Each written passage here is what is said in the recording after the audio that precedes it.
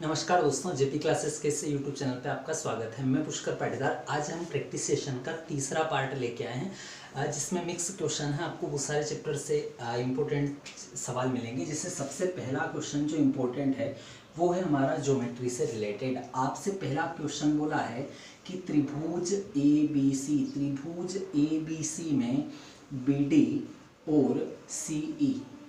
और सी ई दो माध्यिकाएं एक दूसरे को समकोण पर काटती है। आपसे आगे बोला है ए बी 22 सेंटीमीटर है और ए सी 19 सेंटीमीटर है, तो बी सी की लंबाई ज्ञात कीजिए।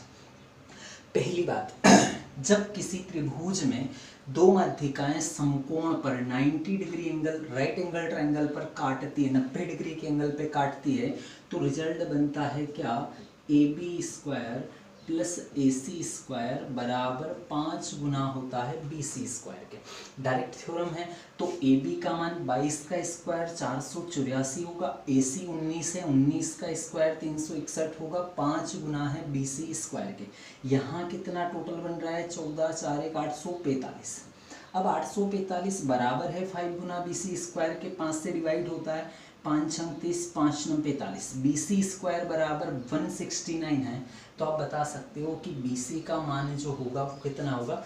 13 सेंटीमीटर या 13 मीटर आपके सवाल का आंसर हो जाएगा। ठीक है, इसको रेडी करें। नेक्स्ट क्वेश्चन हम लोग देखते हैं। तो नेक्स्ट क्वेश्चन आपको ये दिया हुआ है। अब क्वेश्चन नंबर 2 के ऊपर अगर चलें, तो क्वेश्चन नंबर 2 हमारा एवरेज से रिलेटेड सवाल है। आपसे बोला है चार क्रमागत सम संख्याएं पी क्यू आर एस।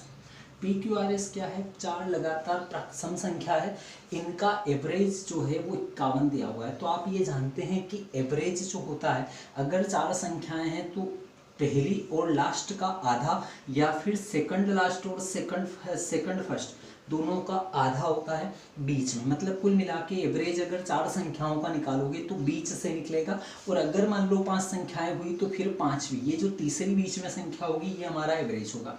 तो यहाँ 51 आना चाहिए। तो कुल मिला के 51 से एक छोटी संख्या इधर होनी चाहिए और 51 से बड़ी एक इधर होनी चाहिए, क्योंकि सम संख्याएं होनी चाहिए। 50 से छोटी सम संख्या 48 होगी और 52 से बड़ी सम संख्या 54 होगी।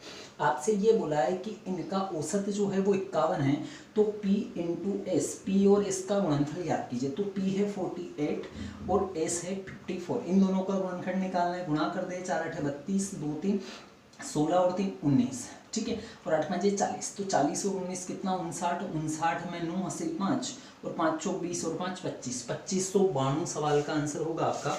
2592 आपके सवाल का आंसर एक मिनट दिया हुआ है।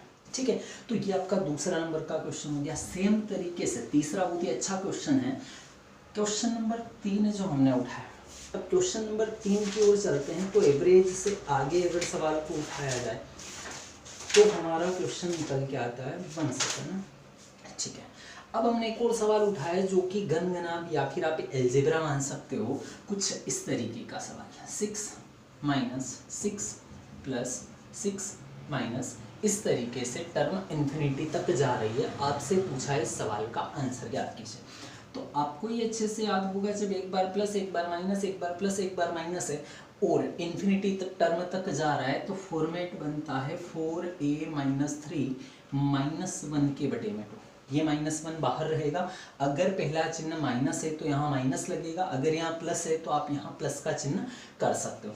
4a 6 × 4 24, 24 माइनस 3 कितना? √21, √21 माइनस 1 के बटे में 2 हमारे सवाल का आंसर हो जाएगा। √21 माइनस 1 डिवाइड बाई 2। इस टाइप का सवाल अक्सर हमको एग्जाम में देखने को मिलता है, तो आप इस क्वेश्चन को थोड़ा सा ध्यान से देखें, आसानी से सवाल बनने योग्य है। ठीक है, नेक्स्ट क्वेश्चन हमने उठाया है यहाँ पे स्पीड वाले चैप्टर से, और स्पीड वाला जो चैप्टर है उसी का हमने चौथा क्वेश्चन उठाया है। तो जो क्वेश्चन आपसे बोल रहा है, एक व्यक्ति एक निश्चित चाल से निश्चित दूरी तय करता है, यदि वह अपनी चाल में 16.25 की कमी कर दे। 16.25 मतलब 16 से 1/4 और 16 चौक 64 और 1 65/400 मतलब कि 13/80।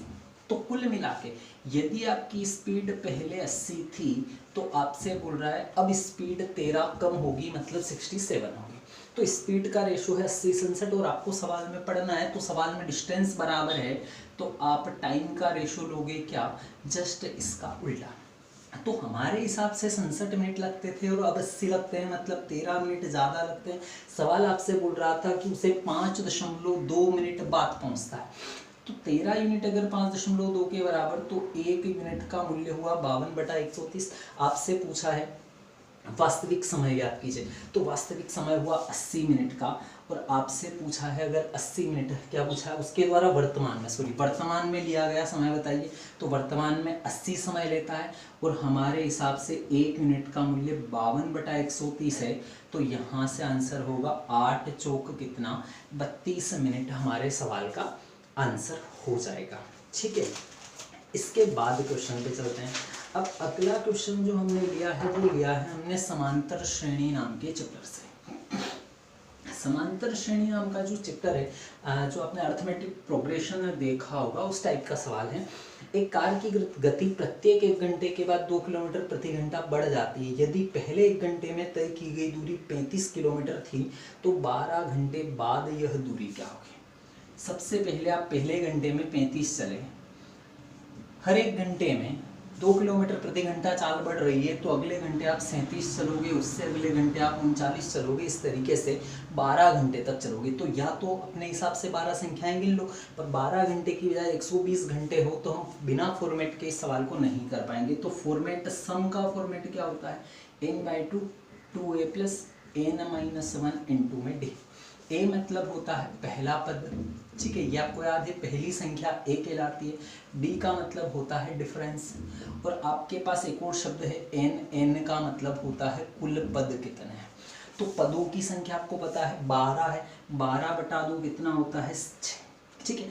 ए का मान कितना है 35, 35 गुना कितना 70, n-1 मतलब 12 - 1 11, और डिफरेंस कितने का है 2 का, 11 गुना 22, 70 + 22 कितना 92, और 92 × 6 कर दें, 6 गुना 12, 6 9 54 और 1 55। सवाल का आंसर कितना आ जाएगा आपका 552 किलोमीटर आ जाएगा। बस केवल समांतर श्रेणी का योग निकालने का फॉर्मूला है। योग निकालने का जो फॉर्मूला है वो है n/2 2a + n-1 × में d, ठीक है। इस तरीके से अगर हम लोग सवाल को बनाते हैं तो सवाल ज़्यादा आसानी से आपका बन जाएगा। अब देखिए एक और क्वेश्चन हमने उठाया जो कि सवाल एग्जाम में सबसे ज़्यादा बार पूछा गया है। तो क्वेश्चन नंबर 6 को देखते हैं। क्वेश्चन नंबर 6 हमारा क्या है। अब देखिए क्वेश्चन नंबर 6 आपसे बोल रहा है कोई नाव धारा के विपरीत दिशा में 18 किलोमीटर प्रति घंटे की गति से गई और समान दूरी पर 30 किलोमीटर प्रति घंटे की चाल से वापस आई। समान दूरी, वही दूरी पहले 18 की स्पीड से गया और फिर 30 की स्पीड से आया। आपसे पूछा है कुल यात्रा के लिए औसत चाल कितनी होगी। कुल यात्रा के लिए औसत चाल, तो औसत चाल का एक फॉर्मेट आपको याद है क्या होता है 2xy में x + y। पर ये फॉर्मेट तभी यूज होता है जब समान दूरी को तय किया गया हो। समान दूरी जितनी इस गति से गया उतनी ही उस गति से गया, तो ये फॉर्मेट लगेगा। आपने देखा 2 × 18 × 30, 18 और 30 48, ठीक है। यहाँ से 6 पंजे 30, 6 8 48, और 2 से 4 बार, 2 से 2 बार, 2 से 9 बार, 45 के बटे में 2, और 45/2 कितना होता है 22.5। सवाल का आंसर होगा आपका 22.5, ठीक है। या फिर इसी सवाल को हम इस तरीके से भी बना सकते हैं कि टोटल वैल्यू 18 और 30 का एलसीएम ले लें, तो यहाँ हमारे पास 90 एलसीएम आता है, और जो एलसीएम है वही दूरी है। तो एक स्थान की दूरी 90 है तो आने की दूरी भी 90 होगी, तो 90 + 90 180 मीटर की कुल दूरी तय की, ये हो गई दूरी। चाल बराबर दूरी बटा समय का फॉर्मेट लगा रहे, बटे में समय आना चाहिए। तो 90 किलोमीटर 18 की स्पीड से गया तो समय निकल गया, 90 किलोमीटर 30 की स्पीड से गया तो समय निकल गया। आप देखो समय कितना निकला 18 5 90, 5 घंटे यहाँ लगे 3, तो 180 के बटे में 8, 2 से 4 बार, 2 से 90 बार, 2 से 45 बार, 45/2 मतलब कितना 22.5 किलोमीटर।